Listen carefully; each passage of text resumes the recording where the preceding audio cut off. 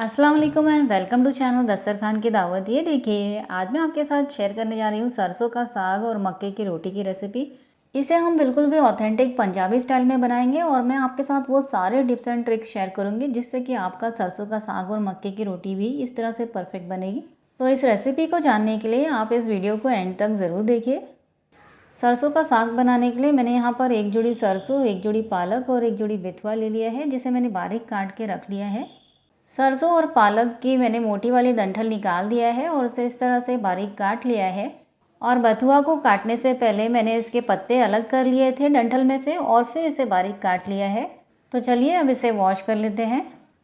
सरसों, पालक और बथुआ को वॉश करने के लिए मैंने एक बड़ी सी हांडी ली है और तीनों को हम साथ में ही वॉश करेंगे। इसे अलग अलग वॉश करने की ज़रूरत नहीं है।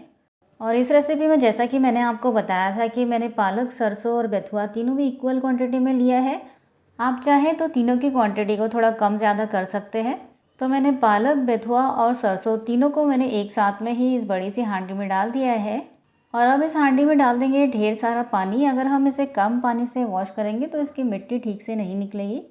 और अब इन सारी पत्ता भाजियों को एक साथ में ही इस तरह से पानी में डुबाते हुए अच्छी तरह से धो लेंगे। पानी में से निकालते हुए हमें इसे धोना है, जिससे कि इसके अंदर की जो सारी मिट्टी है वो निकल जाए। अगर आप इस तरह से पानी में से इसे निकालते हुए नहीं धोएंगे तो साग के अंदर मिट्टी रह जाएगी और आपका सरसों का साग अच्छा नहीं बनेगा। इसलिए साग को पानी में से निकालते हुए और पानी बदल बदल के धोना बहुत ज़रूरी है।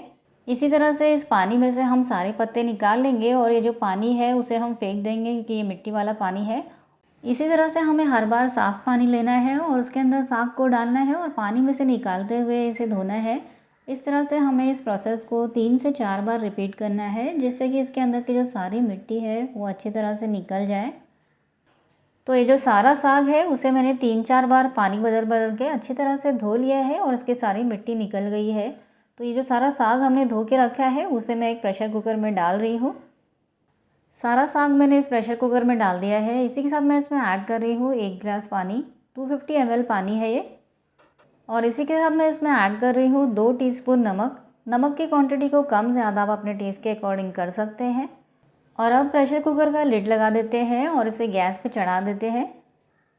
प्रेशर कुकर को मैंने मीडियम फ्लेम पे गैस पे चढ़ा दिया है। अब इसे मीडियम फ्लेम पे 1 विसल आने देंगे।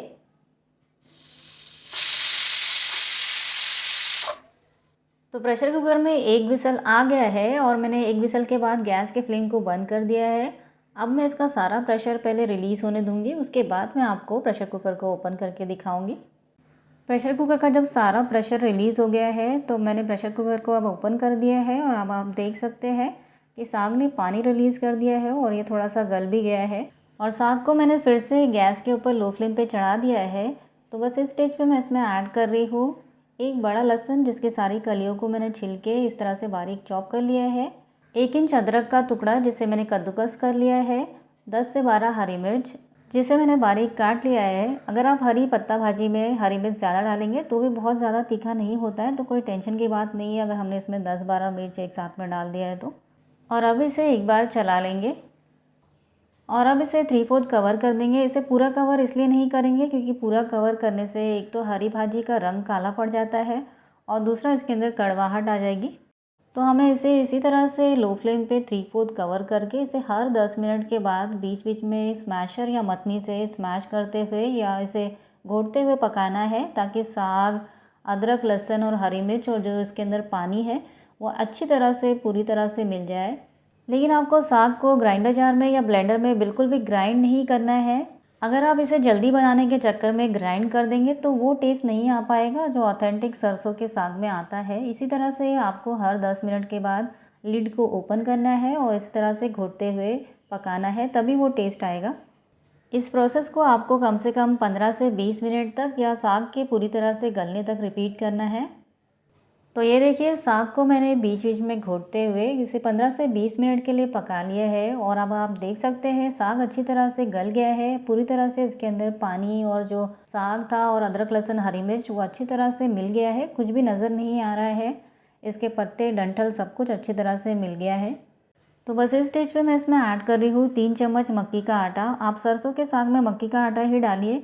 अगर आप इसमें बेसन वगैरह या कुछ और डाल देंगे तो वो टेस्ट नहीं आ पाएगा जो ऑथेंटिक सरसों के साग में आता है।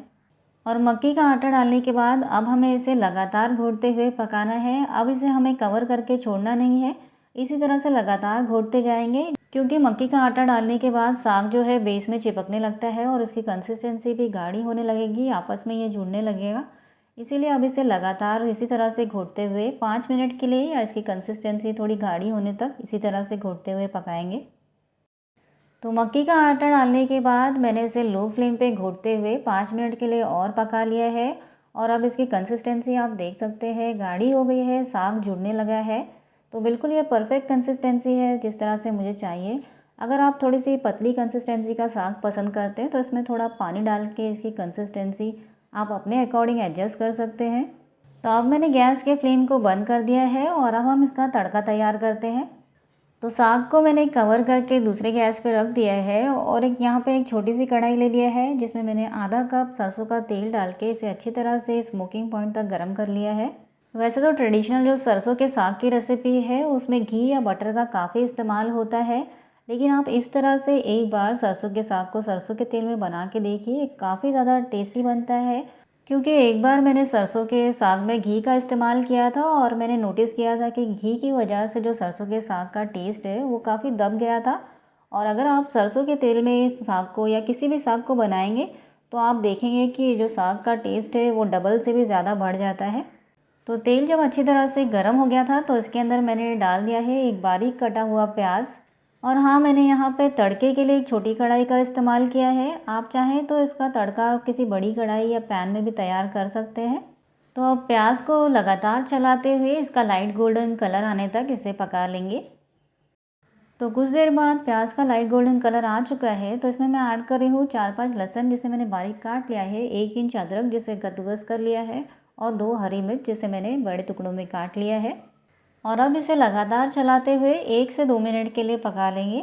और सरसों के साग में अदरक लहसुन और हरी मिर्च बहुत ही ज़्यादा अच्छा लगता है, इसलिए मैं काफ़ी सारा अदरक लहसुन और हरी मिर्च इसमें डालती हूँ।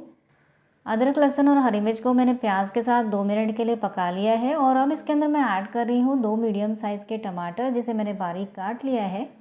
टमाटर डालने के बाद एक बार इसे मिला लेंगे। और टमाटर डालते के साथ हम इसमें डाल देंगे हाफ़ टी स्पून नमक। और नमक आपको टमाटरों में उतना ही डालना है जितना कि टमाटर के लिए ज़रूरत है, क्योंकि हमने पालक के अंदर ऑलरेडी पहले से नमक डाला हुआ है। नमक डालकर इसे एक बार मिला लेंगे। और अब मैंने फ्लेम को मीडियम कर दिया है और मीडियम फ्लेम पे इसे कवर करके बीच बीच में चलाते हुए टमाटरों को पूरी तरह से गलने तक पकाएंगे। तो टमाटरों को हमने बीच बीच में चलाते हुए करीबन 5 से 7 मिनट तक पका लिया है। और आप देख सकते हैं टमाटर बहुत ही अच्छी तरह से गल चुका है और अच्छी तरह से तेल छोड़ दिया है। इसका मतलब तड़का हमारा पूरी तरह से तैयार है।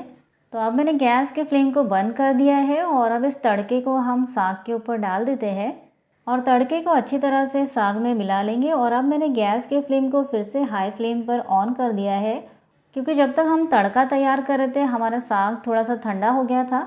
तो इसे फिर से हाई फ्लेम पे सिर्फ 1 से 2 मिनट के लिए गर्म कर लेंगे ताकि साग फिर से गर्म हो जाए। और बस इस स्टेज पे वैसे तो हमारा सरसों का साग खाने के लिए बिल्कुल भी तैयार है। आप इसी तरह से इसे मक्के की रोटी के साथ सर्व करके एंजॉय कर सकते हैं। लेकिन अगर आप एक स्टेप और करें तो इसका टेस्ट और भी ज़्यादा बढ़ जाएगा। तो अब इसके टेस्ट को और भी ज़्यादा बढ़ाने के लिए हम इसके ऊपर लगाएंगे और एक छौंक या और एक तड़का। तो करछी को मैंने दूसरे गैस पे रख दिया है और इसके अंदर मैंने डाल दिया है 2 से 3 टेबलस्पून जितना ऑयल। यहाँ पर मैंने फिर से सरसों के तेल का इस्तेमाल किया है, आप चाहें तो इसके जगह पे घी का इस्तेमाल भी कर सकते हैं। तेल को अच्छी तरह से स्मोकिंग पॉइंट तक गर्म करेंगे या धुआं आने तक अच्छी तरह से इसे गर्म कर लेंगे। तो तेल जब तक गर्म हो रहा है मैं आपको तड़के में लगने वाले इंग्रेडिएंट्स दिखा देती हूँ। यहाँ पर मैंने 4 से 5 लहसुन लिया है जिसे मैंने बारीक काट लिया है, 1 इंच अदरक का टुकड़ा जिसे कद्दूकस कर लिया है, 2 लाल मिर्च जिसे बीच में से तोड़ लिया है और 2 हरी मिर्च लिया है जिसे मैंने बीच में से चीरा लगा के बड़े टुकड़ों में काट लिया है। और एक चीज़ जो हम तड़के में डालेंगे वो है 1/4 चम्मच हींग। जब तेल अच्छी तरह से गर्म हो जाए तो हमें सबसे पहले साग के ऊपर का ढकना हटा देना है और साग के बर्तन के ऊपर हमें इस कड़छी को ले आना है। और सबसे पहले हम इसके अंदर डाल देंगे हींग और तुरंत ही तड़के में लगने वाले बाकी इंग्रेडिएंट्स भी डाल देंगे और इस छौंक या तड़के को हम साग के ऊपर डाल देंगे। तो लग रहा है ना बहुत ही ज़्यादा मज़ेदार हमारा सरसों का साग। और इस तड़के को हम अच्छी तरह से मिला लेंगे। तो हमारा सरसों का साग बन के बिल्कुल तैयार है। तो चलिए अब इसे हम साइड में रख देते हैं और इसके साथ खाए जाने वाली मक्के की रोटी तैयार करते हैं। अब मक्के की रोटी बनाने के लिए मैंने यहाँ पर एक परात ले लिया है और परात के अंदर मैं पूरा आधा किलो का पैकेट मक्की का आटा डाल रही हूँ। आप चाहें तो इससे कम आटा लेके भी मक्के की रोटी तैयार कर सकते हैं, लेकिन आपको रेशियो को इसके अकॉर्डिंग एडजस्ट करना पड़ेगा। और यहाँ पर मैंने 2 कटोरी उबला हुआ पानी ले लिया है। इस तरह की कटोरी से माप के मैंने 2 कटोरी पानी ले लिया है। अभी मैंने 2 कटोरी ही पानी उबाल के लिया है। बाद में अगर हमें आटे में पानी कम लगेगा तो बाद में हम पानी गर्म करके आटा गूंदने के लिए इस्तेमाल करेंगे।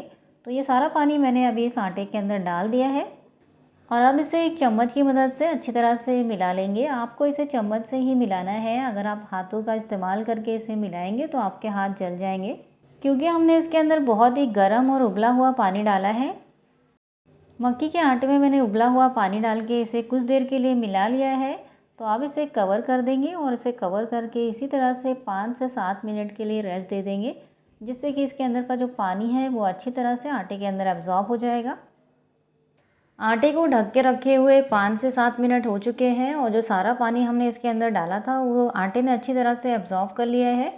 तो अब इसे इस तरह से इकट्ठा करते जाएंगे और बाद में अगर हमें लगेगा कि इसके अंदर पानी कम है तो थोड़ा थोड़ा करके हम इसके अंदर गर्म पानी का ही इस्तेमाल करेंगे। ठंडा पानी इसमें हमें बिल्कुल भी नहीं डालना है।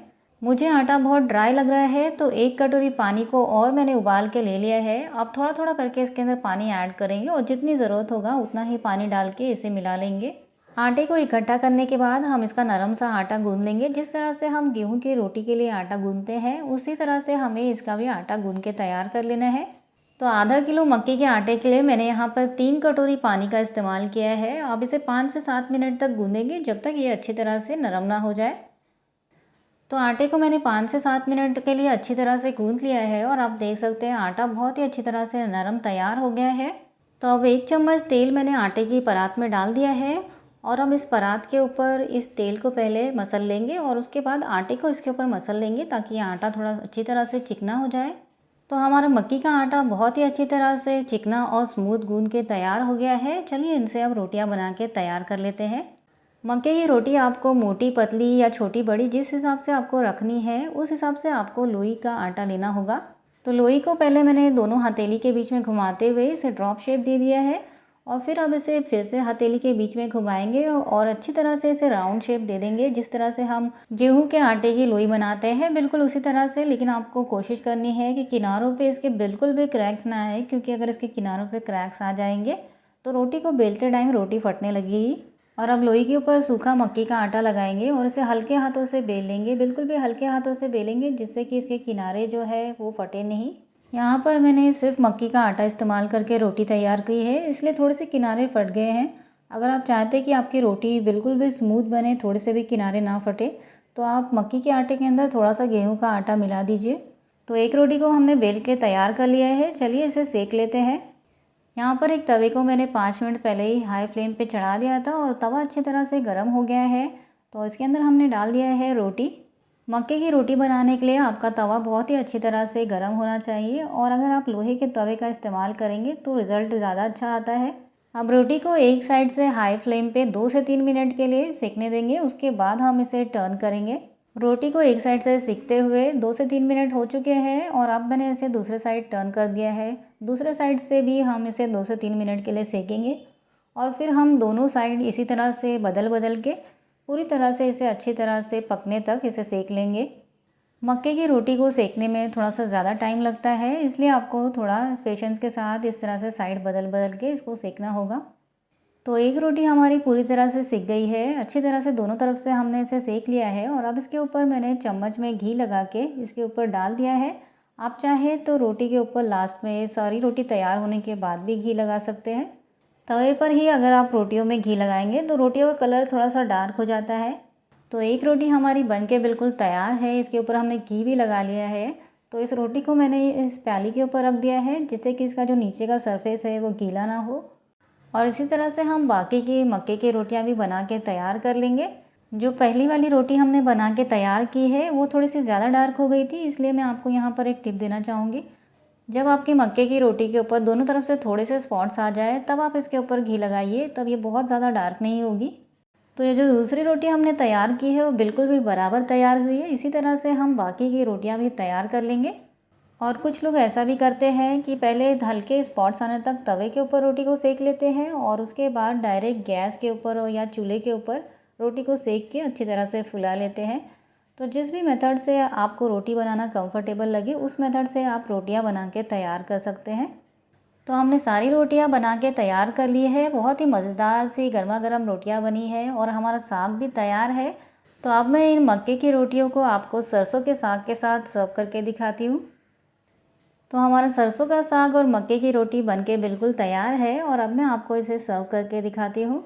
ये देखिए, आप साग का टेक्सचर देखिए कितना ज़्यादा स्मूथ आया है और रोटी भी बहुत ही मज़ेदार गर्मा गर्म बनी है।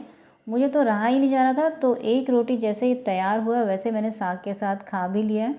मुझे ट्रेडिशनल देसी टाइप के जो खाने होते हैं वो बहुत ही ज़्यादा पसंद आते हैं। आपको कौन सी ट्रेडिशनल रेसिपी पसंद है मुझे भी कमेंट्स करके ज़रूर बताइए। मेरे घर में सबको ये रेसिपी बहुत पसंद है, इसलिए मैं मोस्टली बनाती रहती हूँ। तो आप इस वीडियो को पूरी तरह से वॉच कीजिए और इस वीडियो में दिए गए सारे टिप्स एंड ट्रिक्स अच्छी तरह से फॉलो कीजिए, तो आपका भी सरसों का साग और मक्के की रोटी इसी तरह से परफेक्ट बनेगी। तो अगर आपको ये रेसिपी पसंद आई है तो प्लीज़ इस वीडियो को लाइक कीजिए, चैनल को सब्सक्राइब कीजिए। मिलते हैं ऐसी ही मज़ेदार और एक्साइटिंग रेसिपीज़ के साथ, तब तक के लिए अल्लाह हाफिज़।